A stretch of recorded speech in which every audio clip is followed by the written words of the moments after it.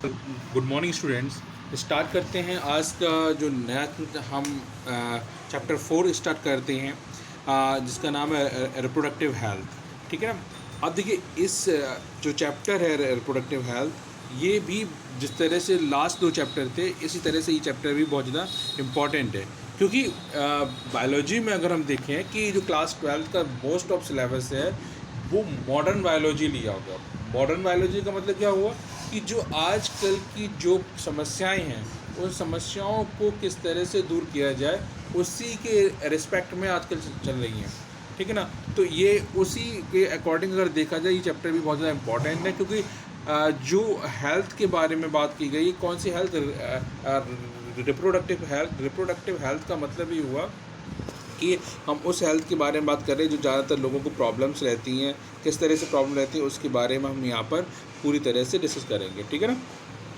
तो लास्ट वाला जो वीडियो मेरा आपने देख लिया होगा, अगर नहीं देखा तो उसको एक बार देख लीजिएगा, और जो भी आपको प्रॉब्लम्स है वो आप प्रॉब्लम मुझसे शेयर करिएगा। ठीक है ना। स्टार्ट करते हैं। देखिए जो है यहाँ पर फर्स्ट दिया हुआ है, according to WHO, reproductive health means total well being all aspects of reproductions, that is physical, emotional, behaviour and social.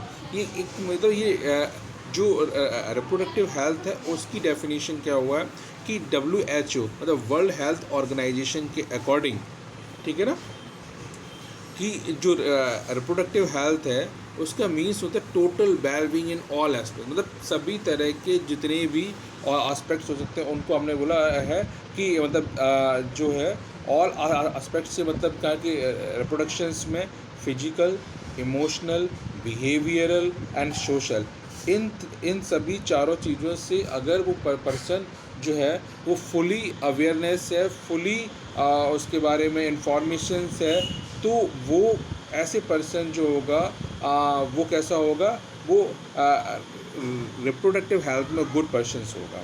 ठीक है ना। अब क्या होता है कि जो रिप्रोडक्टिव हेल्थ है, प्रॉब्लम्स एंड स्ट्रेटजीज, प्रॉब्लम और स्ट्रेटजीज क्या है कि किस किस तरह की समस्याएं आती हैं, उन समस्याओं को यहाँ पर हम डिस्कस करेंगे।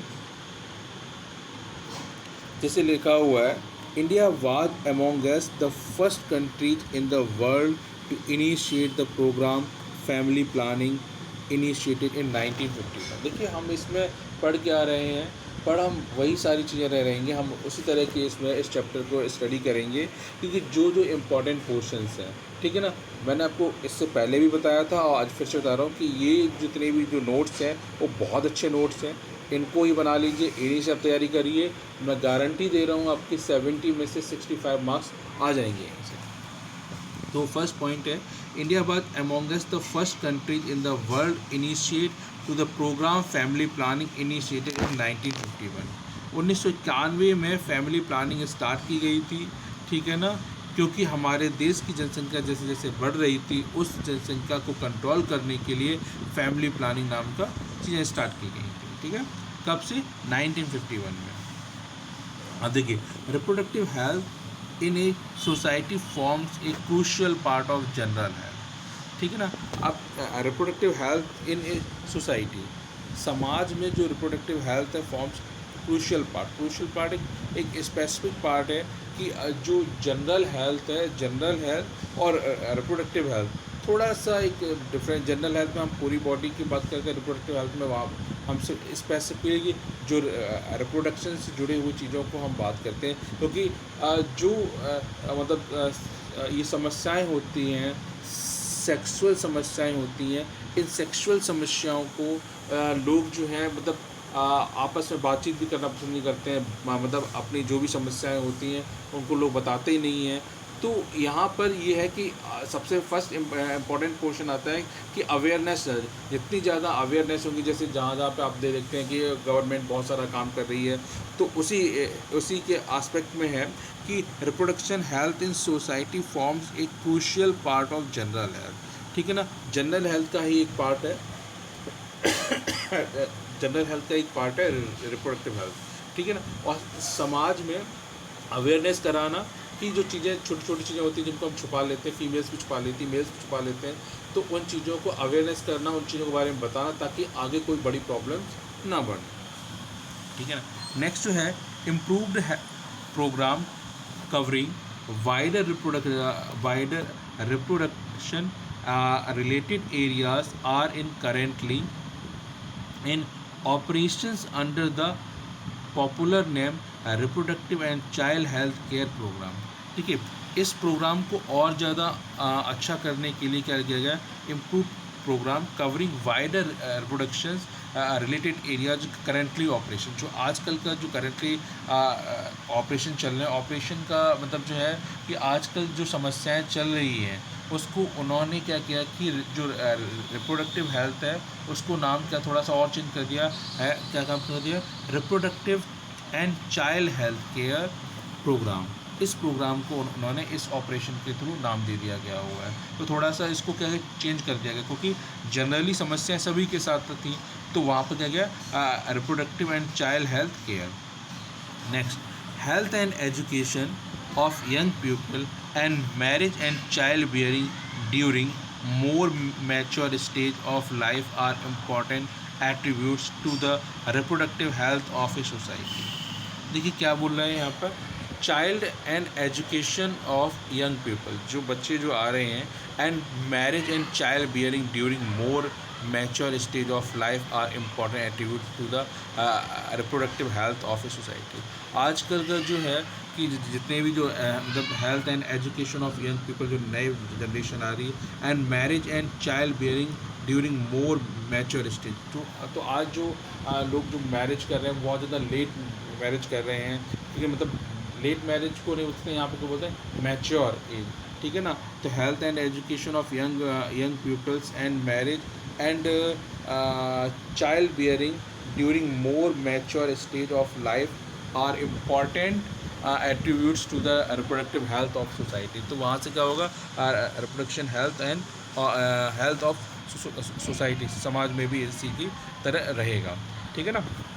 नेक्स्ट हम इसमें आगे बढ़ते हैं। देखिए नेक्स्ट जो है,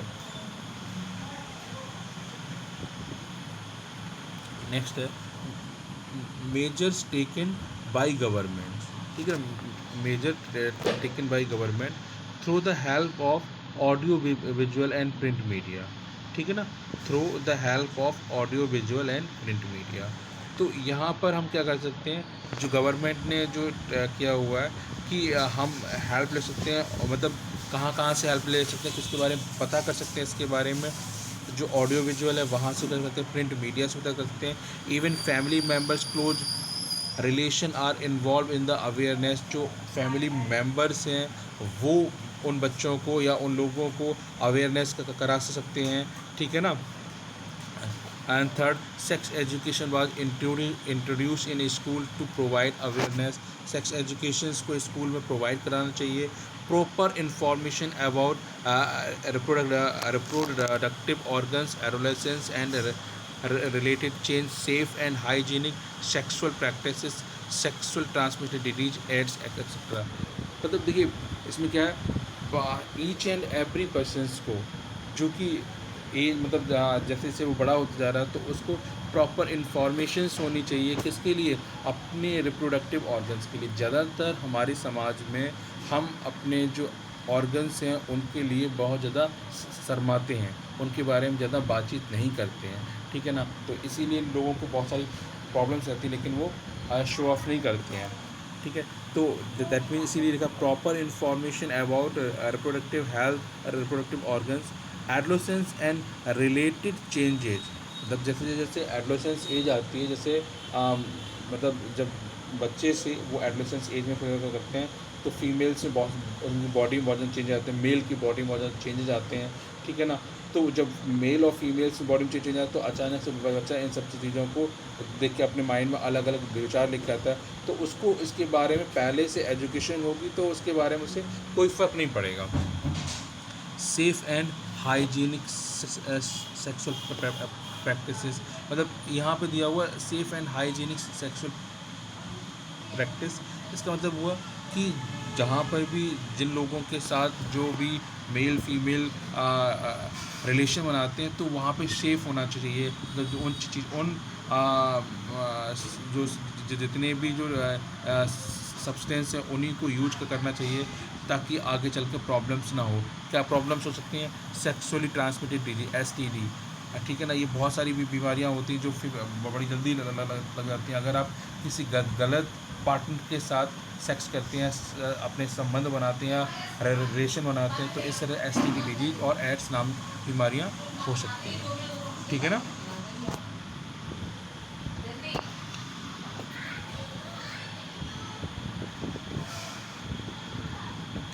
इसके बाद जो आता है नेक्स्ट आता है amino synthesis.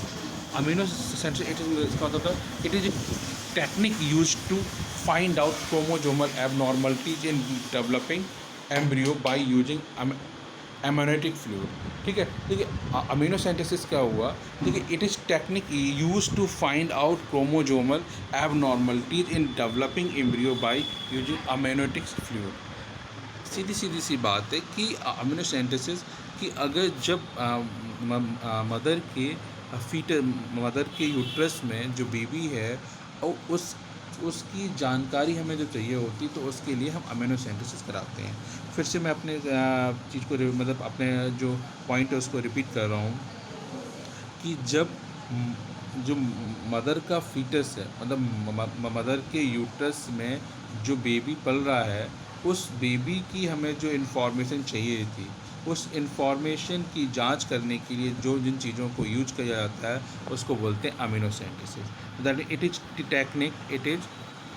Technique use to find out chromosomal abnormality. तो हम वहाँ से क्या करते हैं मदर के जो यूट्रस से फ्लूइड लेते हैं, उस फ्लूइड्स में उस बच्चे की क्रोमोजोमल एबनॉर्मलिटीज़ का पता करते हैं जो बच्चा डेवलप हो रहा है, ठीक है ना।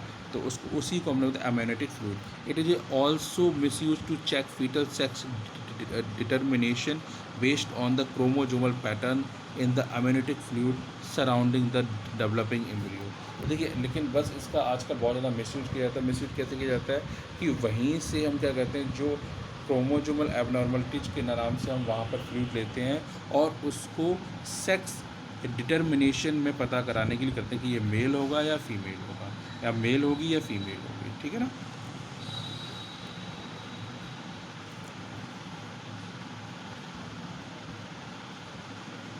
अब देखिए नेक्स्ट जो आता है आज नेक्स्ट आता है population explosion and birth control, ठीक है ना।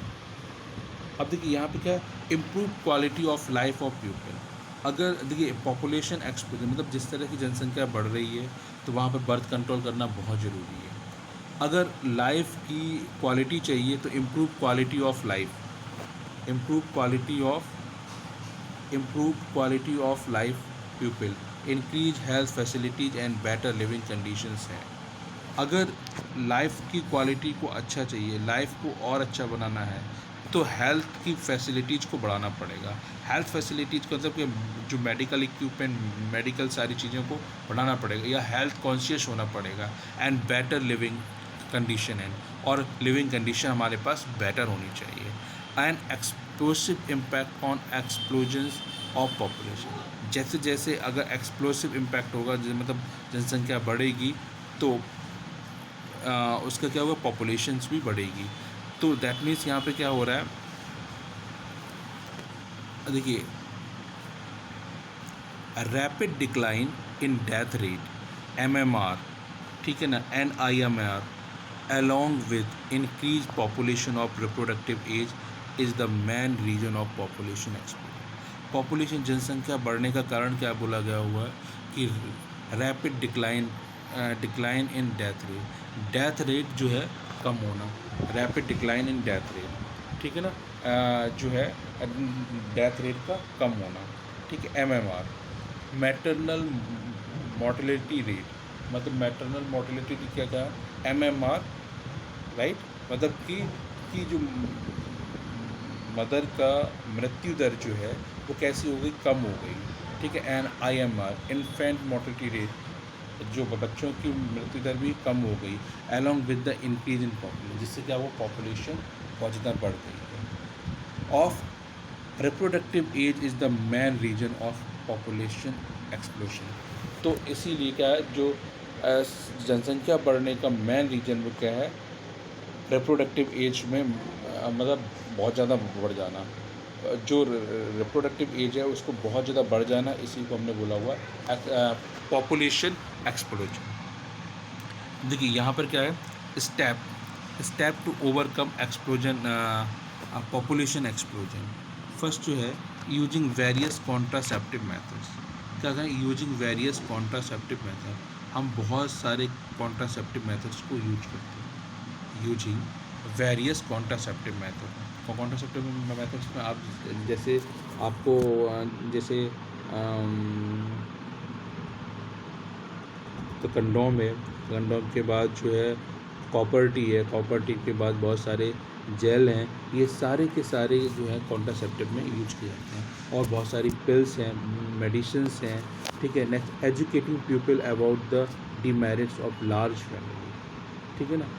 अब यहाँ पर क्या, एजुकेटिंग पीपल, लोगों को क्या क्या करना है, मतलब जो एजुकेटिंग पीपल्स जो हैं, हाँ, एजुकेशन, जो educating peoples about the demerits of large family.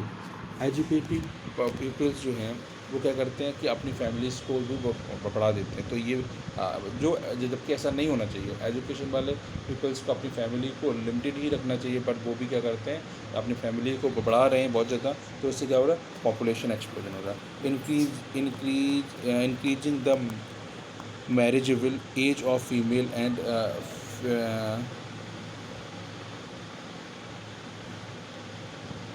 Sorry, एक चीज़ तो थोड़ा सा मिस्टेक हुई है, मैं एक बार फिर से इसको क्लियर करता हूँ। फर्स्ट पॉइंट हमारा बोला था using various contraceptive method. Using various contraceptive method का मतलब क्या कि हमने क्या क्या यूज किया हुआ है, क्या मतलब हम जितनी ज़्यादा मेडिसिन्स या कॉन्ट्रासेप्टिव जैसे कंडोम्स है, कॉपर टी है, बहुत सारे जेल्स को यूज क्या करके पॉपुलेशन को हम कम कर सकते हैं। सेकेंड है educating peoples about the demerits of large family. Educating peoples हैं उनको क्या करना चाहिए, उनको बताना चाहिए कि अगर फैमिली लार्ज होगी तो उसके कौन कौन सी हानियाँ हो सकती हैं, उनको कौन कौन सी परेशानियाँ हो सकती हैं, आपको कितना ज़्यादा खर्च करना पड़ सकता है।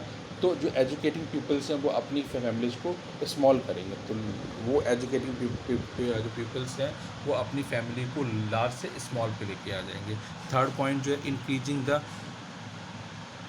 Marriageable age of female and male, मतलब जो मेल और फीमेल की जो एज वो है वो थोड़ा सा ज़्यादा होगा तो क्या होगा, पॉपुलेशन ऑटोमेटिकली कंट्रोल हो जाएगी।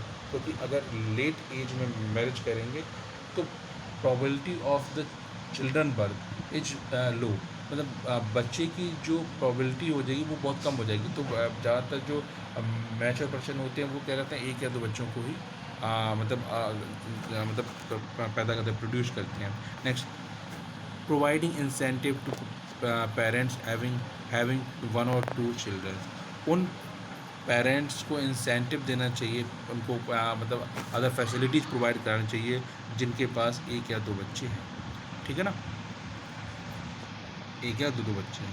तो इसी के साथ साथ मैं आज की ये वीडियो ख़त्म करूँगा, लेकिन एक बार फिर से मैंने आपको बता रहा हूँ जो आज मैंने क्लियर कराया हुआ है।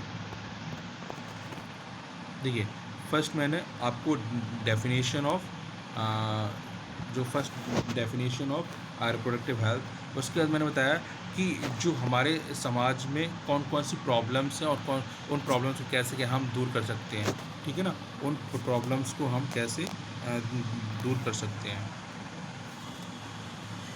उन जो भी हमारे समाज में जो प्रॉब्लम्स हैं उनको हम तो reproductive health and problem and strategy, उसको मैंने कब से स्टार्ट हुआ, 1951 से स्टार्ट हुआ, ठीक है ना। उसके बाद ये कौन कौन सी प्रॉब्लम्स आई वो हमने, उसके बाद हमने पढ़ा मेजर टेकन बाई गवर्नमेंट ने इसके ऊपर क्या क्या स्टेप्स लिए वो हमने इसमें पढ़ा हुआ है। फिर मैंने आपको बताया अमीनो सिंथेसिस क्या होता है। फिर मैंने आपको बताया population explosion and birth control, हम इसको किस तरह से कंट्रोल कर सकते हैं, ठीक है ना। फिर लास्ट में मैंने आपको अभी बताया हुआ कि हम इस पॉपुलेशंस को कैसे हम कम कर सकते हैं, ठीक है ना।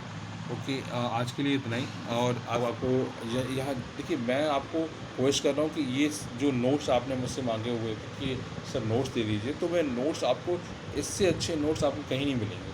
आप एक एक चीज़ को लिखते जाइए, सारी चीज़ें बनाते जाइए, डायग्राम बिल्कुल क्लियर कर, और यहीं से आपका आ जाए। मैंने बताया 70 में से 65 68 तक का भी यहीं से आएगा। तो आप टेंशन मत लो कि इसको ही पढ़िए।